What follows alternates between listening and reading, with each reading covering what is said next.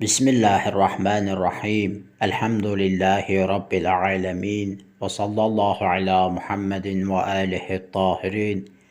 Ve la'nu daim ala a'daihim ecma'in. Bildiyimiz kimi artıq mübarək Qədr gecələridir və Qədr gecələri artıq başlayıbsa, deməli, mübarək Ramazan ayının yarısından çoxu gedib.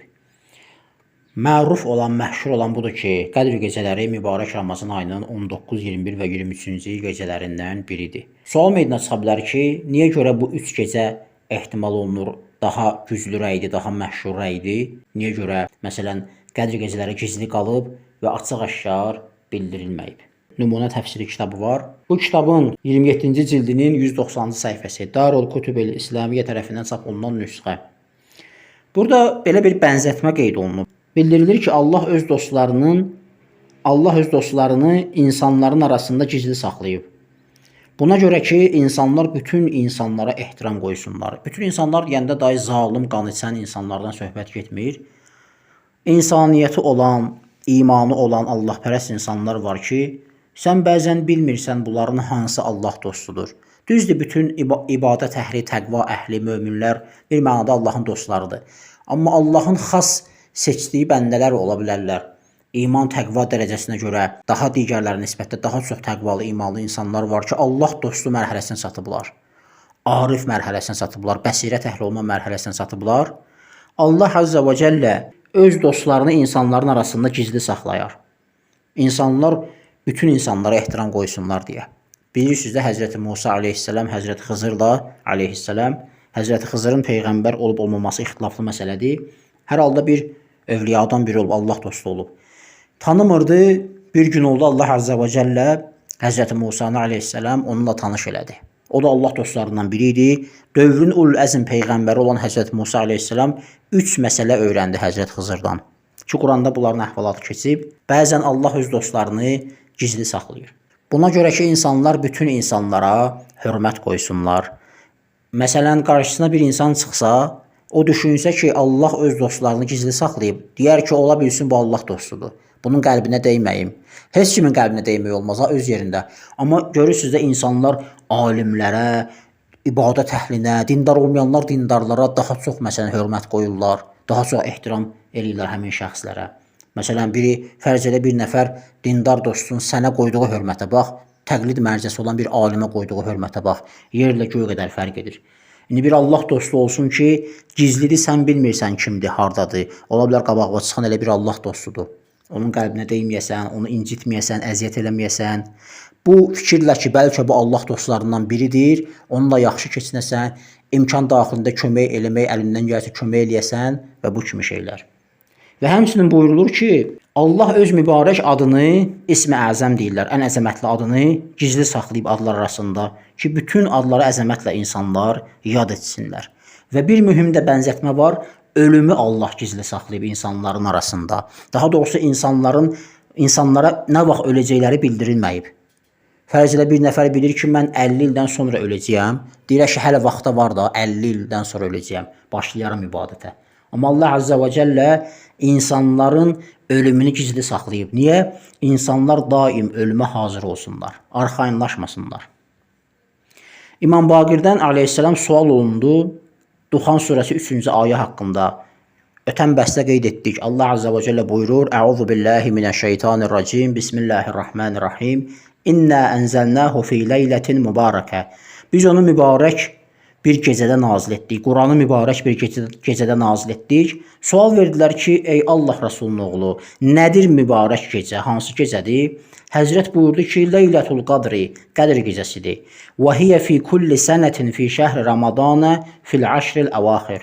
Buyurdu ki, bu bir Qədr gecəsidir, həmin mübarək gecə. Bütün il mübarək Ramazan ayının son 10-cu günüdür. Əl-Kəfi kitabında cild 4 səhifə 157-də bu rivayəti görə bilərsiniz. Darul Kutub-el İslamiyyə tərəfindən çap olunan nüsxə. Həmçinin Bihar Lənvar kitabında Daru Ehya-i Turasil Arabi tərəfindən çap olunan nüsxə 94-cü cild səhifə 5-də gəlib. Deyir ki, İmam Əlidən soruşdular: "Əxbirnə an Leylətil Qadri." Bizə Qədr gecəsi haqqında xəbər ver, ey möminlərin əmiri. İmam buyurur ki, əvvəlində də bəzi sözlər buyurur. Gəlir bir yerə çatır, buyurur ki: "Və lestu əşukku ennallaha innama yasturuha ankum nazaran lakum li'annakum law a'lamakumuha amiltum fiha və taraktum ghayraha." Buyurur ki, mən şək etmirəm ki, Allah Azza və Cəllə Qədr gecəsini gizli saxlayıb sizdən, sizə inayət və nəzər olaraq sizə rəhm eləyib. Nəyə görə? Sizə rəhm eləyib, sizə inayət eləyib. Nəyə görə? Li'annakum, çünki siz law a'lamakumuha, əgər o Qədr gecəsini sizə bildirsəydi ki, filan gündür, amiltum fiha, o gecədə əməl eləyərdiniz, ibadət eləyərdiniz, tövbə istiğfar eləyərdiniz və taraktum ghayraha, və qalan mübarək Ramazan qalan gecələrini tərk eləyərdiniz. İbadətə qalmazdınız, səhərə qədər oyaq qalıb ibadət etməzdiniz. Doğrudan da bu cürdür. Bir şey bilinməyəndə insan artıqlaması ilə əməl etməyə başlayır. Məsələn, bilmir ki, 19-dur, 21-dir, 23-cü gündür. Hər üç günü oyaq qalır. Hətta alimlər var, son 10 günü oyaq qalıblar. Mən eşitmişəm, hətta insanlar olublar, bütün mübarək Ramazandan oyaq qalıblar. Hətta bunu da eşitmişəm ki, bütün il boyu oyaq qalanlar olublar. Ki, mütləq artıq da bundan biri də ildə bütün günü oyaq qalıblar da, o da hansısa bir gündür. Ona görə hamısını oyaq qalıblar, hamısını ibadətlə keçiriblər ki, o Qədr gecəsini əldən verməsinlər.